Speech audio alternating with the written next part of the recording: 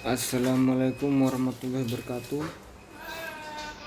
Perkenalkan, nama saya Geraldine Puamau, NIM 17030800024, kelas B reguler sore, jurusan Sosiologi dari Fakultas Ilmu Sosial dan Ilmu Politik. Saya akan mempresentasikan hasil tugas ujian akhir saya UAS pada mata kuliah Perencanaan Kebijakan Sosial. Kepala Dinas Kesehatan Kota Kupang, Dr. Retnawati, mengatakan pemerintah Kota Kupang mulai menerapkan aturan baru dalam penanganan kasus COVID-19, di mana orang yang positif COVID-19 setelah dibuktikan dengan pemeriksaan laboratorium tapi tanpa gejala atau asimptomatik tetap menjalani isolasi mandiri di rumah.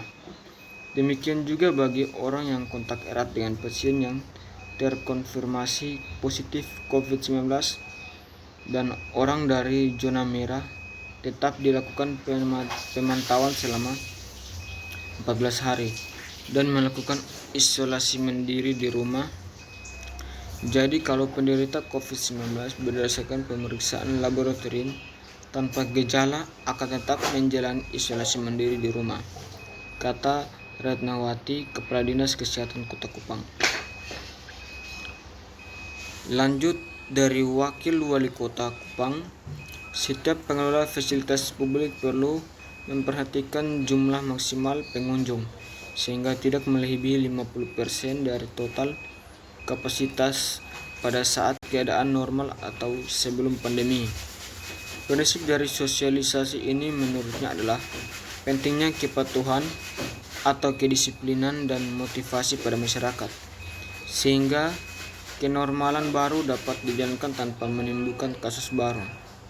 Meningkatnya kasus COVID-19 di wilayah Kota Kupang dalam 1 pekan terakhir membuat pemerintah Kota Kupang segera memperketat pengawasan yang akan dilakukan meliputi pemantauan aktivitas warga di luar rumah yang harus sesuai protokol kesehatan dan pengawasan pelaku perjalanan dari luar wilayah Kota Kupang. Tingkat penyebaran COVID-19 di berbagai negara begitu tinggi termasuk Indonesia. Namun Provinsi Nusa Tenggara Timur berhasil menempatkan diri di zona risiko rendah penyebaran COVID-19. Bahkan data nasional COVID-19 dari awal menunjukkan NTT masih rendah kasus positif COVID-19 selama beberapa bulan.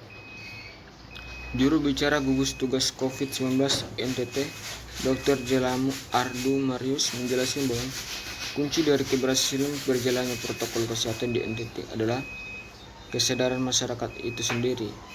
Marius menyampaikan bahwa pandemi COVID-19 juga memberikan dampak sosial dan ekonomi bagi masyarakat NTT.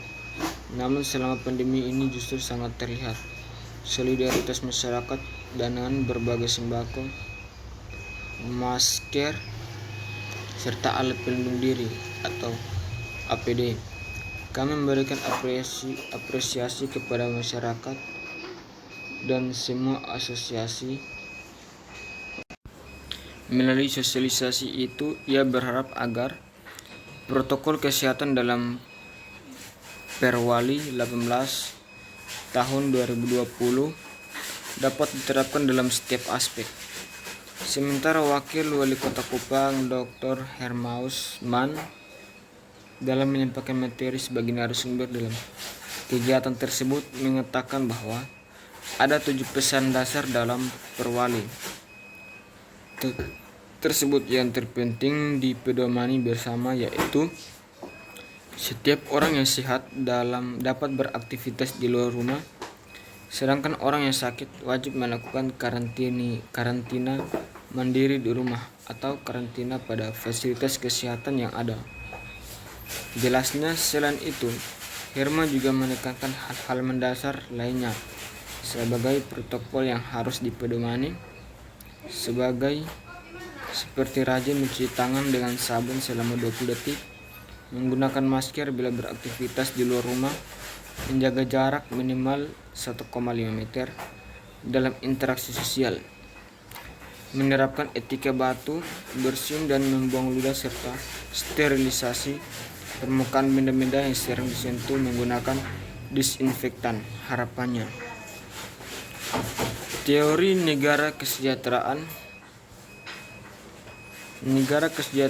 atau welfare state merupakan teori yang menegaskan bahwa negara yang pemerintahnya menjamin terselenggarakannya kesejahteraan rakyat. Teori negara kesejahteraan merupakan teori yang sejalan dengan dasar negara Indonesia dan menegaskan bahwa negara yang pemerintahnya menjamin terselenggaranya kesejahteraan sosial. Teori ini akan saya pakai untuk menganalisa regulasi-regulasi yang diterapkan oleh pemerintah daerah nasional dalam penanganan penyebar luasan COVID-19 yang kian mewabah. Pewabahan COVID-19 telah membawa pemerintah baik lokal maupun nasional membuat kebijakan untuk menanggulangi kekurangan-kekurangan yang dialami oleh masyarakat. Pemerintah membuat kebijakan yaitu membatasi jarak dan menggunakan masker guna dapat terhindar dari pewabahan COVID-19. Namun jarak sosial ini membingungkan secara teori-teori negara kesejahteraan. Hal ini disebabkan oleh pemerintah baik lokal dan nasional tidak mampu memberikan kebijakan terkait dengan stabilitas ekonomi masyarakat di masa pandemi ini. Pemerintah hanya mengeluarkan kebijakan-kebijakan yang hanya terbatas pada wilayah kesehatan, tapi tidak mampu menyentuh wilayah perekonomian.